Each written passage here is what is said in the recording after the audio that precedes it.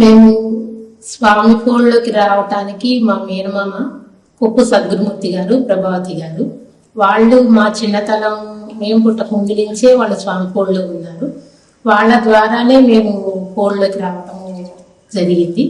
వాళ్ళ ద్వారా మా అమ్మగారు, మా నాన్నగారు, భూమా దామోదరరావు గారు, విజయలక్ష్మి గారు, మా అమ్మగారు, మా నాన్నగారు వాళ్ళు వచ్చారు. వాళ్ళతో పాటు మేము కూడా ఇదే సంస్థలోకి రావటం అలవాటైంది. మేము చిన్నప్పుడు బాల వికాస్ స్టూడెంట్స్ని. మాకు గురువు గారు తులసి గారును సరోజిని గారు, వాళ్ళు మాకు గురువు గారు. వాళ్ళ ద్వారానే మేము బాల వికాస్ నేర్చుకున్నాము. అట్లానే ఊర్ల రంగయ్య గారి ఇంట్లో అఖండ భజన్స్లలో వాటిళ్లలో అప్పుడప్పుడు చిన్నగా పాటలు పాడుకుంటూ ఆ రకంగా మేము సంస్థలోకి వచ్చాము.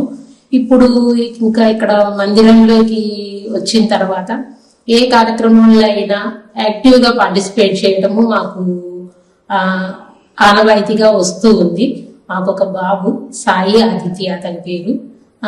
స్వామి దయ వల్ల ఇప్పటి వరకు ఏ ఇబ్బంది లేకుండా జీవితం మంచిగా కొనసాగుతూ ఉంది.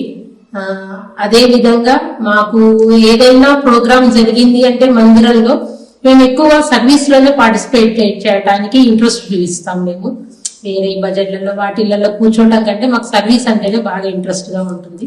కాబట్టి అన్నిట్లోనే ఎక్కువ పార్టిసిపేట్ చేస్తాము. మా అత్తయ్య గారు, మా మామయ్య గారు తాటిపల్లి రాజయ్య గారు, జయలక్ష్మి గారు, మా వారు తాటిపల్లి సాయి సుధాకర్ గారు. మాకు అంటే చిన్నతనం నుంచే పరిచయం, స్వామి ఫోన్లో ఉండటం వల్ల, చిన్నతనం నుంచే పరిచయం ఉండటం వల్ల మాకు స్వామి ఇదితోటే మాకు మ్యారేజ్ జరిగింది.